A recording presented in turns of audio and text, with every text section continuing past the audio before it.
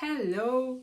Today I talk about the culture shocks I experienced in my first workplace when I moved to the UK. Welcome to A Broad Perspective. My name is Karen Ekwang and I share my story of relocation moving from Kenya to the UK. I moved here it's going to 2 years now. I work in project management. I work for a social enterprise. I'll be sharing the culture shocks I experienced. And I had worked with people globally. I'd worked with people from UK, from other parts of the world. So I did not think I would experience these things. But moving and relocation has its surprises. So today I share some of the culture shocks I experienced. I hope you enjoy. Make sure you comment and tell me if you have experienced the same if you're in the UK. Tell me what surprises you, what's funny. Let's get into it. The first one is lunchtime. Guys, lunch is at noon. So the first day I go to work, and of course the morning induction and all these things, and then suddenly at noon we're going for lunch. For me, noon is too early. Am I alone? Like Kenyans, tell me. Because I'm used to having lunch 1 p.m. onwards. And having had a heavy breakfast, I just feel like lunch is too early. Up to this moment, I always have my lunch later.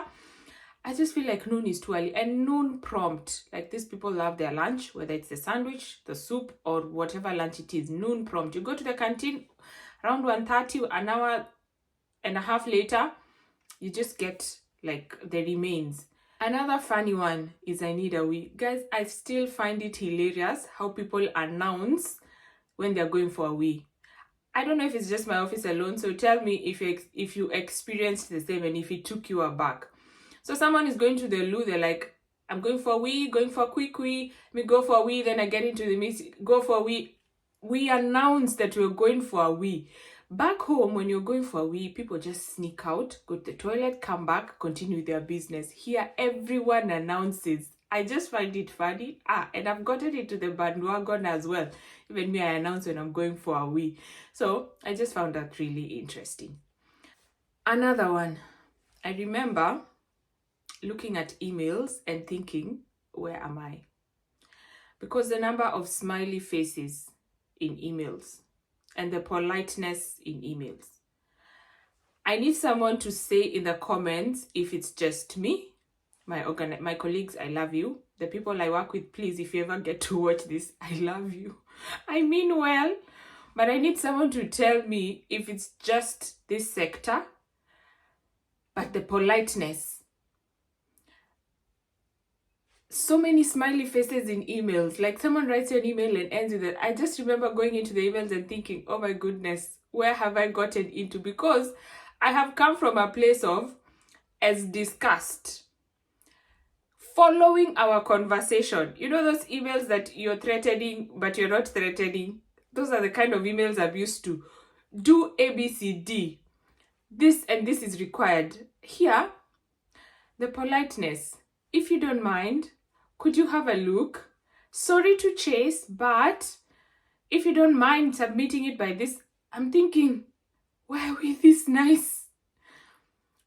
I still know, up to now, and then I've never seen so many smiley faces go around in emails like I have here.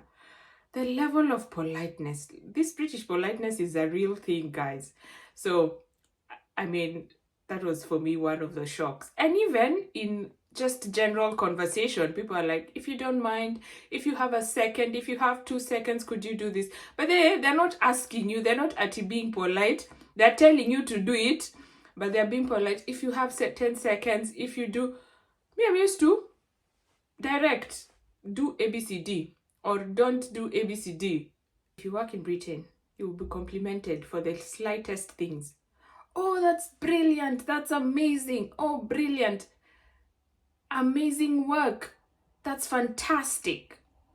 It just means it's okay. Please don't get over your head. It just means okay. In my language, when I say okay, this is what I've concluded. That's what the British mean when they tell you brilliant, fantastic, exciting. You think you've done something like really, really major. That's their way of expressing fine. It's okay. On the flip side, when someone is saying something is outrageous, it's out of this world, like someone will be Someone will be talking about traffic and they're like, it was outrageous, it was out of this world. They're using these big words when it's just traffic. But then when someone dies or when it's like something really, really serious, they're like, well, that's not ideal. So if you're at work and someone tells you that's outrageous, that's a no, that's big, big words, just know it's fine. But if they tell you that's not ideal, that one's a big mistake. If they tell you that's not ideal and they're having a blank face, yeah. So it's the opposite.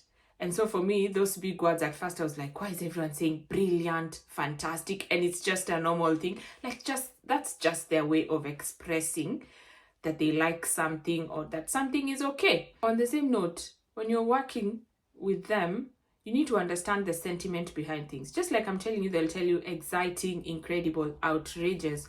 That's nonsense. And sometimes it's just something small, but for the big things, they just give you a blank face and one sentence, then you know things are bad. That's the same way it took me time to understand British sentiment, even in meetings. You are there, the meeting is going on well, and you think the meeting has gone well, and then you come out of it and people are saying the way it didn't go well, that was rubbish, that was it. You're like, did I miss something? Like, did I miss something? Classic British, classic English are not direct. They're not straight to your face. So you need to learn to know the cues of when something is going well and when something is going badly. It took me some time to learn that. And it will take you, depending on who you are. Some are direct, very few.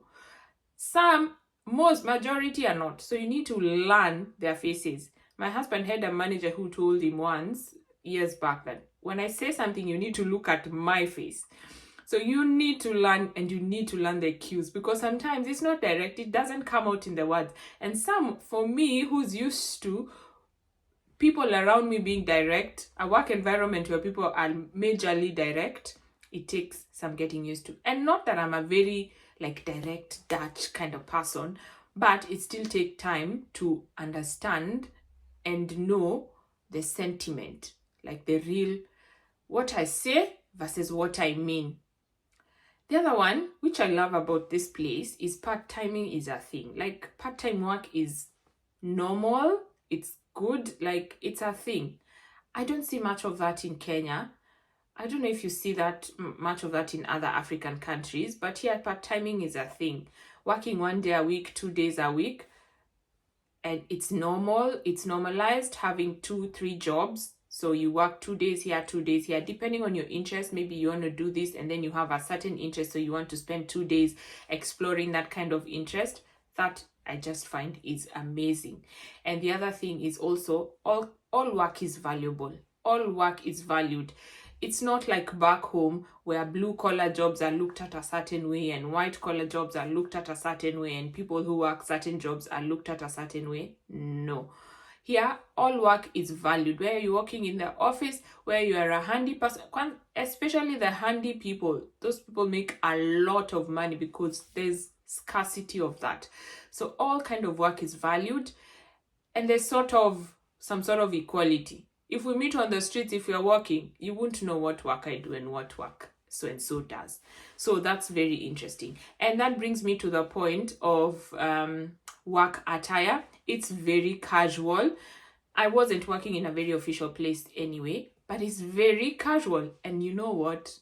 You can survive with 3 tops and 3 pants, or 5 pairs of pants and 5 pairs of tops. No one cares. I mean, the East African me, of course, is always wearing different clothes every day. But yeah, people just can put on the same shirt the whole week. Who cares? Who is asking? I can have 1 pair of shoes. Nobody's checking. Nobody's asking. And I ask myself, this whole consumerism, there's so many brand outlets. There's so many fashion outlets. Who wears these things? Because people wear the same shoe. People wear the same shirt, the same pants. Please help me understand. Maybe it's people, I don't live in a city. So if you live in a city, tell me. Maybe you guys are more zhuzhed up. One that I'm still struggling with up to now is serving people tea in the office. So let me explain.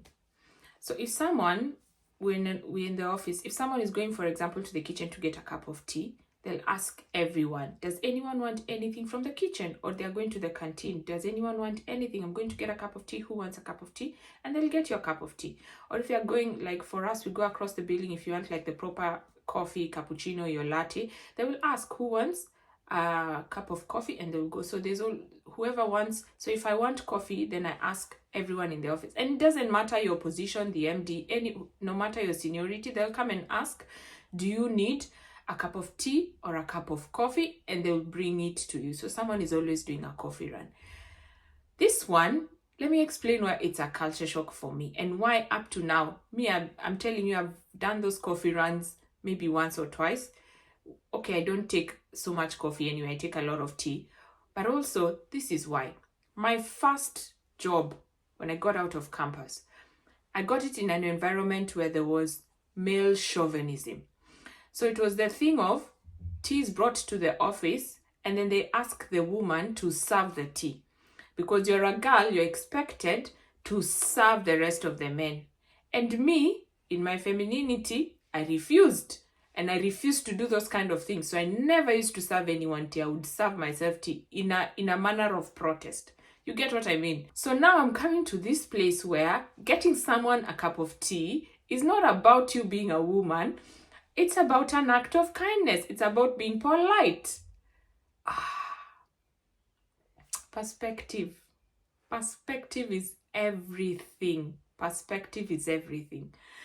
So I just find it interesting, and it doesn't matter your position. They'll go and get you your cup of tea. Someone's going to the canteen, they'll ask, who needs ABCD? Which is like a really nice environment. Is it just my office? Please tell me if it's just our organization, because I think it's a thing. Also, I learned I don't know English. Nilijua sijui kizungu. My first few months, the words that were thrown at me. I believe I went to very good schools, honestly, from primary to secondary to university. But the words, guys, that's when you know you don't know English. I mean, do you know what tumbleweed is? Do you know War and Peace? Do you know combustibles? I can't even, I'm not sure I got that right even. But I would just, so they say but instead of saying except. They're just different words used, and it takes getting used to. Honestly, mi nilijifunza sijui Kiingereza, and I'm open to learn more English. Also, to go together with that is the way we struggle to understand their accents. So they're different, and actually there are different accents across the UK. The Welsh accent is different. There's a southeast accent. I think there's a north, there's a Midlands accent. So they're all different. The way we struggle to understand their accent is the same way they struggle to understand my accent. So when people come here and they change the way they speak, don't blame them at all. It's for them to be understood, to be honest. But I learned I don't know English, and I'm still learning. And then they express a lot of idioms. So there are a lot of idiomatic expressions, which some of them you've not had. So you need some learning and some getting used to. But you kind of get the hang of it. Some of the things I like about the work culture here is, honestly, the levels of productivity are very high. I mean, you're supposed to work for a certain number of hours, and there's an output to it. And there's a high level of accountability. Well, not in all sectors, in some sectors, but if you compare it to back home, there's a really high level of accountability and a very high level of productivity. And actually, the working hours on your contract means something. Because back home, it's very normal for you to have a 30-hour, 40-hour contract, but you work over and above, you work at night, you get calls past working hours. Here, yes, it's there, but there's some level of respect for your working hours, and you're paid for whatever you work extra. You have a chance to take back those hours whenever you work extra.